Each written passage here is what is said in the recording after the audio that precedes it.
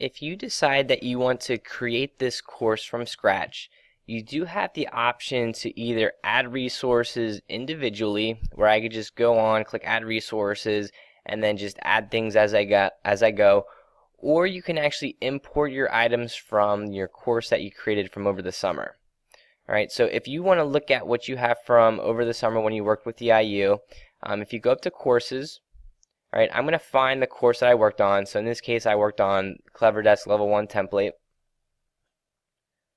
All right, what I actually have the option to do is I can actually pull either individual items from this course to save to my resources, or I can actually save the entire course. All right, if you just want one item, if you go over to the little gear button that has all the settings and everything, one of your options is to save to your resources.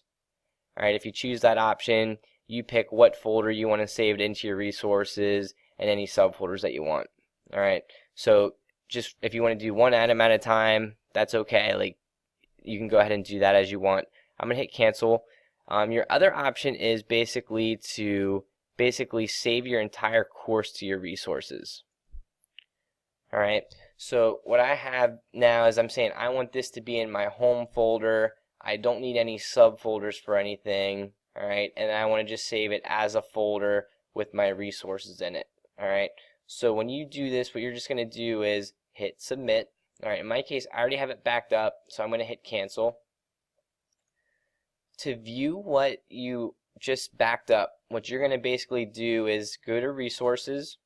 All right, you're going to go to your personal folder, and then you just have to remember where you saved it. Most likely you don't have a long list like I do because you weren't importing stuff for different people, but in my case, I saved mine to my home section.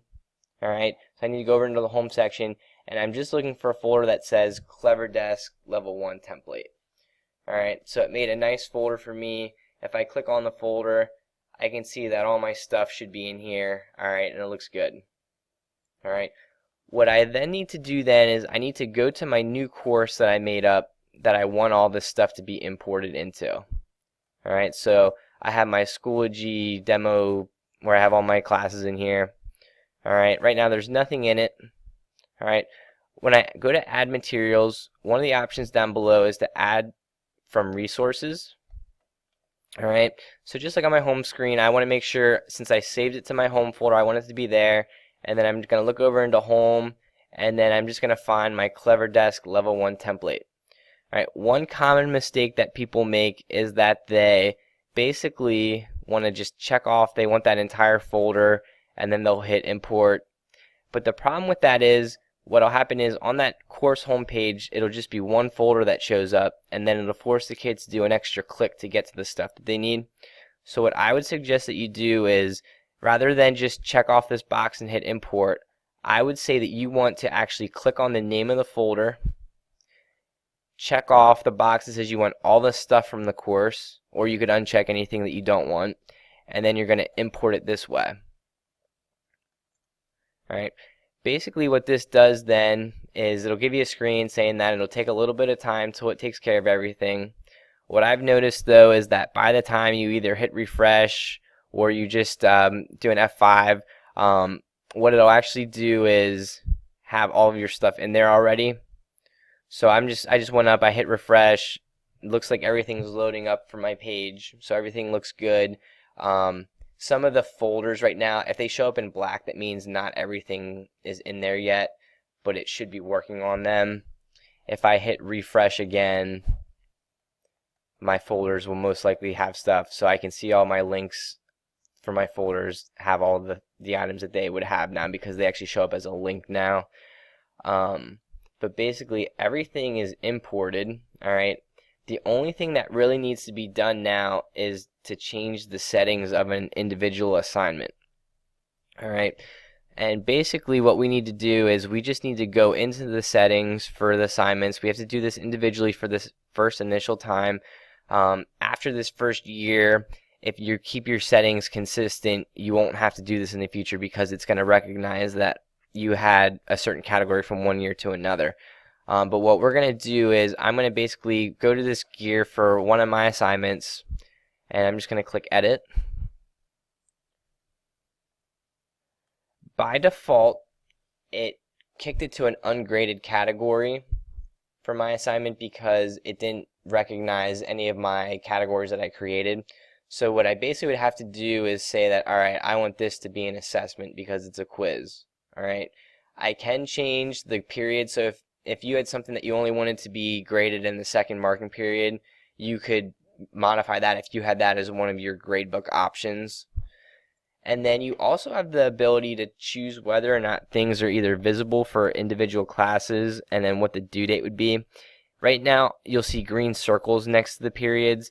This means that it's published for the classes.